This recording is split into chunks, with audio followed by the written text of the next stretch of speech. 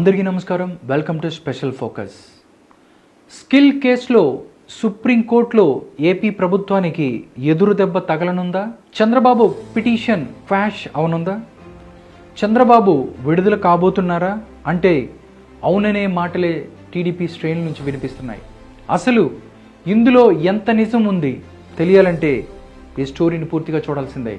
Skill development కేసులో గత 45 రోజులుగా రాజమండ్రి సెంట్రల్ జైల్లో రిమాండ్ ఖైదీగా ఉంటున్న నారా చంద్రబాబు నాయుడు ప్రస్తుతం ఆయనకు సంబంధించిన సెక్షన్ 17A సంబంధించిన తీర్పు తుది దశకు వచ్చింది. గత మంగళవారం సుప్రీంకోర్టులో ఈ కేసుకు సంబంధించిన వాదనలన్నీ పూర్తయ్యాయి. ఈ శుక్రవారం అనగా అక్టోబర్ 20న 11 గంటలకు చంద్రబాబు కేసులో తీర్పు రానుంది అంటూ టీడీపీ వర్గాలు ఆశాభావాన్ని వ్యక్తం చేస్తున్నాయి. ఇక్కడ విశ్వసనీయ వర్గాల నుంచి అందుతున్న సమాచారం ప్రకారం కోర్టులో జరిగిన వాదనల ప్రకారం చంద్రబాబు కేసులో వచ్చే తీర్పు కూడా చరిత్రలో నిలిచిపోనుంది అంటున్నారు. ఇప్పటికే చంద్రబాబు తరపు వాదించిన లాయర్లు సిద్ధార్థ లూద్రా, హరీష్ సాల్వే తమ వాదనలతో 17A వర్తిస్తుందని నిరూపించారు. అదే సమయంలో సిఐడి తరపున వాదించిన న్యాయవాది ముఖిల్ రోహిత్కి వాదనలు వినిపించారు. 482 సెక్షన్ కింద ఎఫ్ఐఆర్ రద్దు కుదరదని రోహిత్కి వాదించారు. అవినీతి కేసులో చంద్రబాబుకు 17A వర్తించినా మిగతా సెక్షన్స్లో వర్తించదని ఆయన వాదించారు.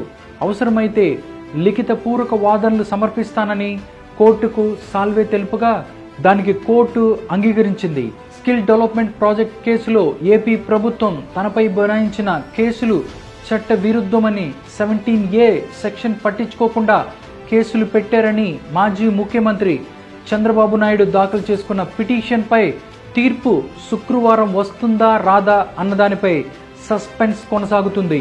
ఈ పిటిషన్తో పాటు ఫైబర్ నెట్ కేసులో దాఖలు చేసుకున్న ముందస్తు బెయిల్ పిటిషన్ను హైకోర్టు కొట్టేసింది.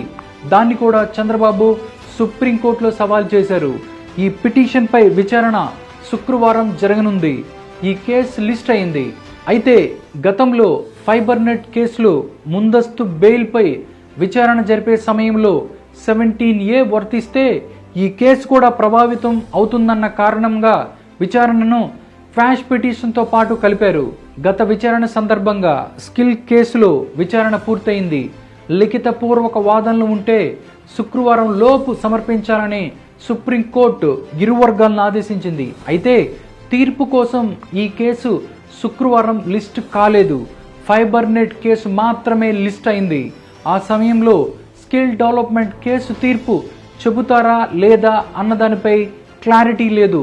తీర్పును జస్టిస్ అనిరుద్ బోస్, జస్టిస్ బేలా త్రివేది ధర్మాసనం రిజర్వ్ చేసింది.